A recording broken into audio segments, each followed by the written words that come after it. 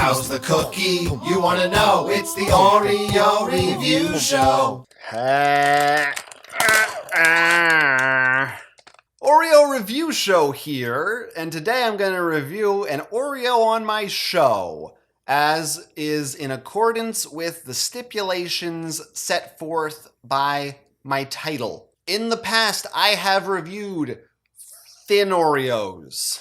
I have reviewed dark chocolate Oreos.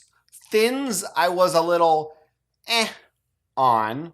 I know they have their fans, but I was, like I said, Dark chocolates, I really liked a dark chocolate, I must say. Those were a bit of a surprise for me. I thought the dark chocolate worked well with the Oreo cookie flavor. Gotta say, didn't expect it, but they were quite numptious. Now we're combining the two together, and we're gonna see how the dark chocolate thins fare. The original thins, I'm trying to remember, those might be the only thins I've reviewed on this show. This might be my second thin review, but if I'm wrong, fuck yourself. There are a lot of different thin varietals out there. There's like the mint and the latte and the coconut. Maybe I ate one of them at one point or another. I can't recall, but I tend to avoid them and stick to the straight, real deal, official Oreos kind of things. The thins are like, fuck off with that shit, you know what I mean? But today I am trying the, like I said, here they are, the dark chocolate thins. And we'll see if my opinion holds true or if I like them more than I think I like them. It's must-see TV! These are new! Are they still new? They're at least a few months old. But I've had them sealed, so it should be fine. I hope. There's a date on here, August 27th, 2020. I'm sure that's just... I don't think that's an expiration date. I think that's maybe when they were made. Look, it says slit appears when opened. Holy fuck. Right away, I'm opening this up, and sorry for the crinkling, but what the fuck is it? There's one on top. You see that? It's not in the row. Already cracked. I mean, I guess this one's not all it's cracked up to be. Where do you come up with this stuff? Okay, they're thin, they're crispy, they're dark, they're chocolatey. They're dark chocolate Oreo thins, and I'm going to go in for a bite right at this very second.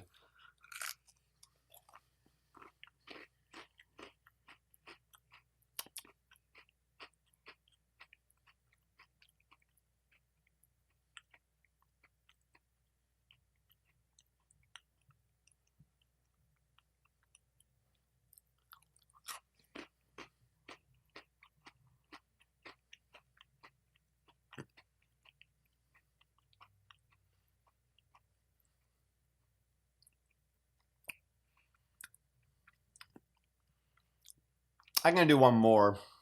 I'm going to do one more right now before I take any milk. Just going to do one more.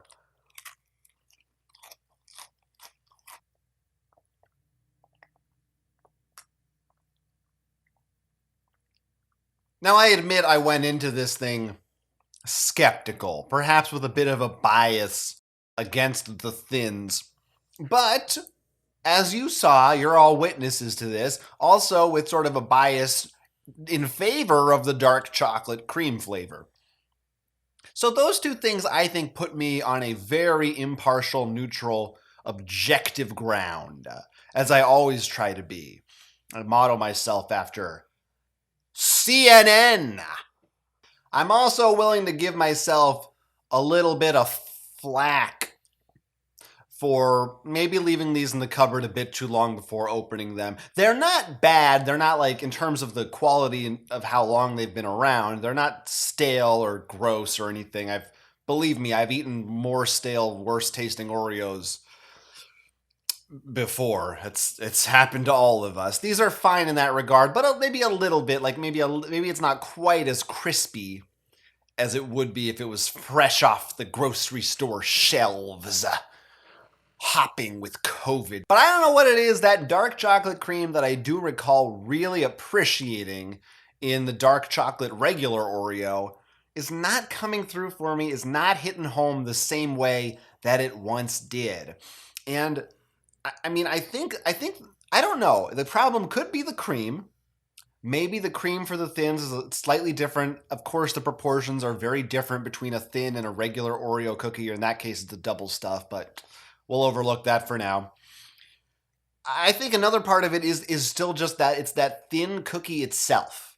There's something different with that cookie. There's a different texture. It is skinnier. It's a skinny bitch. And it is crispier. I mean, listen to this. Listen to this crisp real close. Get in. Oh.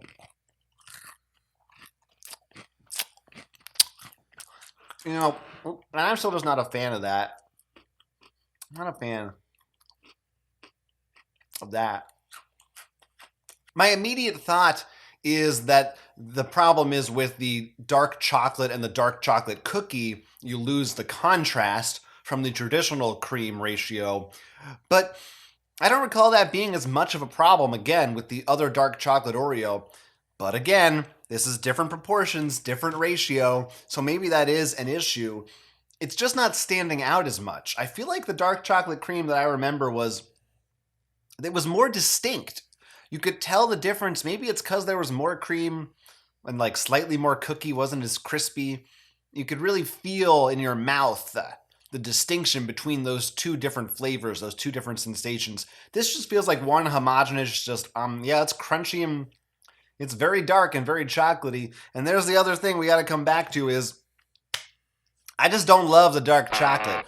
I like milk and sugar and light creaminess. Sue me! I know all you fucking dark chocolate snobs are getting up in your chairs right now. He doesn't appreciate the darkness of the chocolate. It's bitter and wow, I love the fucking... I loved it. It tastes bad. I don't want sugar and sweet things designed to make me feel good. Put that bitterness in my mouth. I want my tongue to reflect my reality.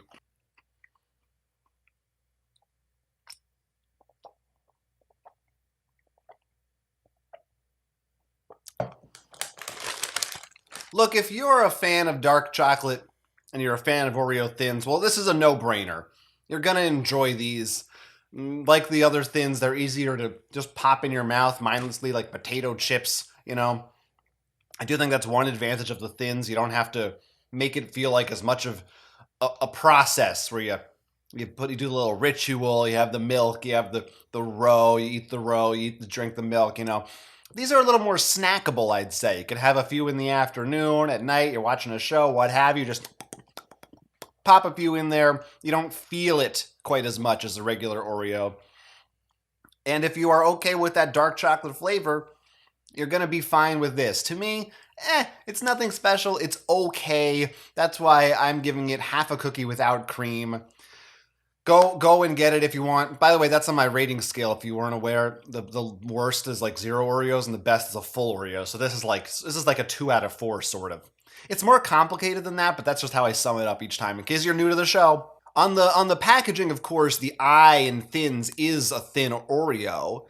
Clever, cute, but I would take it a step further, you know, make the T, this line of the T also a thin Oreo, and then the top could be like a smaller thin Oreo. Same with this H, every one of these lines could be a thin Oreo. They got the I covered. The N, that could be 3 thin Oreos, and this S, that could be a curvy, snaky thin Oreo. You know, why stop at just one? Just do the whole thing, go all the way. That's what people want. Bigger is better. More is more.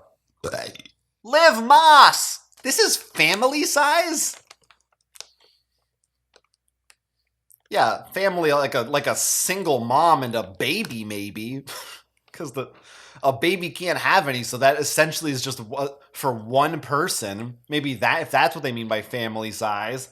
This is like normal size. Where do they get off with this family size?